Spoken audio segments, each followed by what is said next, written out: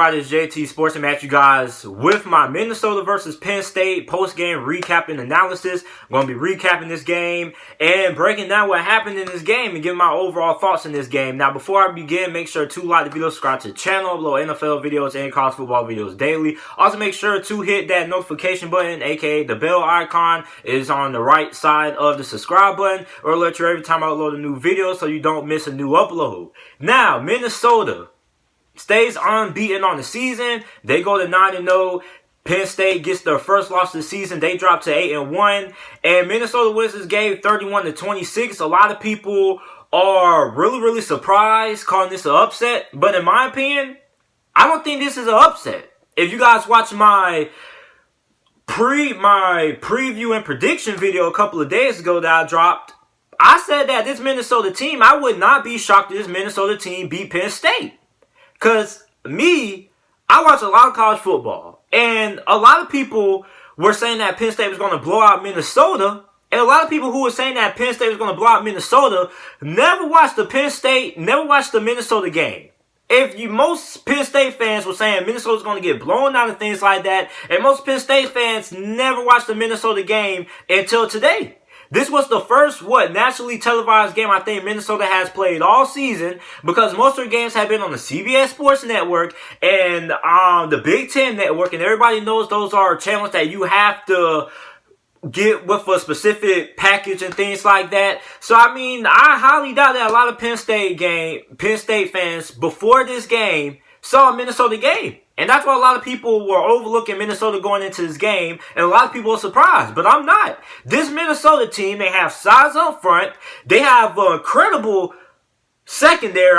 We saw how talented their secondary was today. Antoine Winfield Jr., the son of Antoine Winfield, who was the former cornerback of the Minnesota Vikings, proved to the whole college football world why he is an All-American. This guy, Antoine Winfield Jr., was a former freshman All-American in 2016, and now he's making the case with 2 interceptions in this game why he deserves to be an All-American. First team All-American. Because this guy had 2 picks that drastically affected the outcome of this game early. And Minnesota, we saw how good the offensive line was. Their offensive line didn't allow a lot of pressure on Tanner Morgan. And because of that, Tanner Morgan and his wide receiving core were able to have a lot of success in the passing game versus a Penn State secondary that I told everybody was a big weakness of Penn State. Penn State fans wanted to throw all these other stats out, talking about how good they were getting after the quarterback, how good the defense was. They threw out every stat, but the one stat that I came back to and replied to every Penn State fan that Penn State had no response to, their fans had no response to, was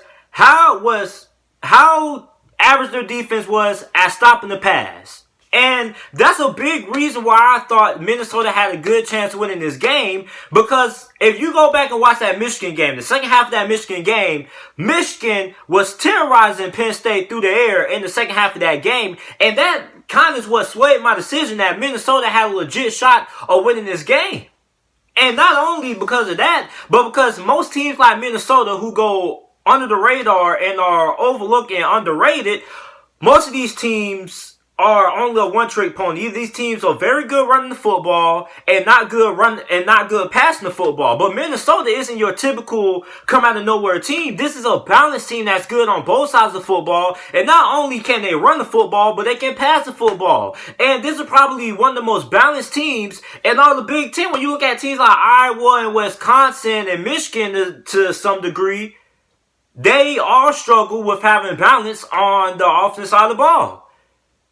Michigan, Wisconsin, Iowa, they all struggle passing the football. They're solid running the football, great defenses, but they struggle throwing the football. Now, Michigan's passing game has picked up the last couple of weeks, but Wisconsin, Iowa, if you gotta ask those teams to win the game throwing the football, they can't do it. Minnesota, on the other hand, they can. They have a good wide receiving core. They have a good offensive line. And they got a good quarterback. And not only can they pass the football, but they can run the football as well. They were balanced. And that's a big reason why I thought this team could win this game. And plus, Penn State's defense, when it comes to stopping the pass, was not that good. They were 60th in the nation coming into this game and passing yards per game allowed. And we saw that secondary. I said that Minnesota wins this game is because Tanner Morgan has a big game passing the football. And they limit the turnovers.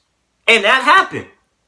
Tanner Morgan had a big game passing the football. Tanner Morgan, man, I mean, this dude had a sensational game, man. I mean, this dude was 18 to 20 passing, 339 passing yards with 3 touchdowns, and he outplayed Sean Clifford. Sean Clifford did not have a good game. He was 23 or 43 passing, 340 yards, 1 touchdown, 3 picks. He was not that impressive. Now, to be fair, he did have a lot of drops on the Penn State wide receivers. A drop touchdown, a drop third down conversion that got dropped as well. So, I mean, Sean Clifford, this performance isn't all on him. The wide receivers didn't really do that much as well to help him out. And, I mean, the Minnesota Gophers defense was able to get a lot of pressure on Sean Clifford. And so, I mean, this Minnesota offense was really, really good. Really, really good. I mean, their first couple possessions, they were putting on points. So, I mean, this Minnesota Gophers team is balanced. They can run the football. They have success run the football and pass the football. And that's a big reason of what separates Minnesota, because a lot of people try to compare Minnesota to Kentucky's team last year. Now, although those teams came out of nowhere and things like that, this Minnesota team is nowhere close to Kentucky. And the reason why is because both of those teams had good defenses and things like that. But Minnesota is a more balanced team and a better team on the offensive side of the ball. If you look at that Kentucky team last year, they were basically Benny Snell. Benny Snell accounted for 70% of their offense. And Kentucky struggled throwing the football. But Minnesota, they were balanced. Not only are they good passing the football and running the football, but they're good on the defense side of the ball as well. They can stop the run and they can stop the pass. We saw how good their secondary was, because their secondary forced 3 interceptions today. So, I mean, this was a very good performance on Minnesota's behalf. A lot of people are overlooking Minnesota coming into this game. And now Minnesota has put this college football world on notice that this is a legit team.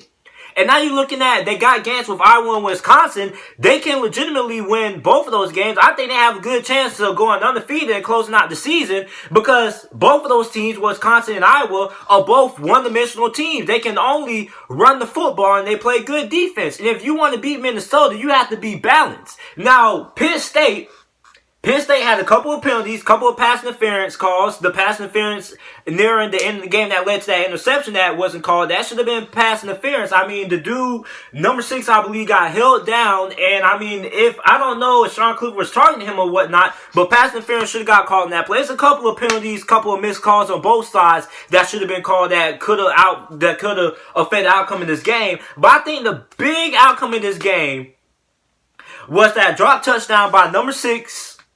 That drop touchdown by number 6 on Penn State. He dropped that touchdown.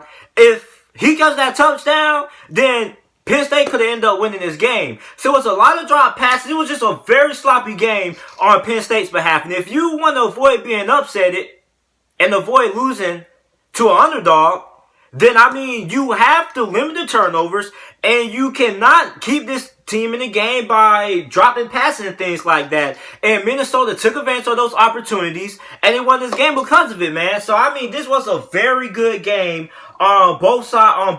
This was a very good game. I mean, it wasn't a blowout. It was very competitive. It went down to the wire to the very end. So, I mean, this was a very good game on both sides of the football and on both teams' behalf. I mean, both these teams played fairly well. But, I mean, what came down to it, when we look at the stats, I mean, Minnesota, man.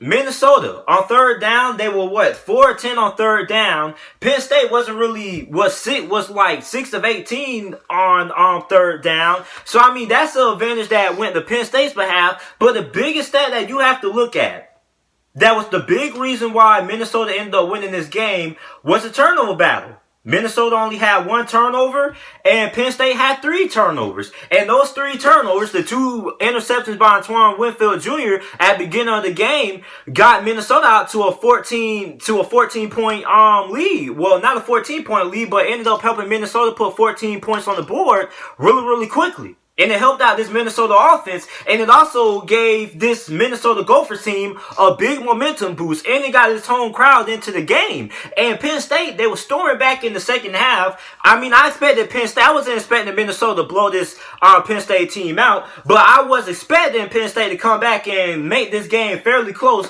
going into the fourth quarter. And that happened. Now, Vegas had Penn State winning this game by 6.5 points. Last time I checked the odds, Minnesota was a 6.5 point underdog, and Minnesota ended up winning this game. a lot of people in the comment section said that they were taking Minnesota to win this game outright.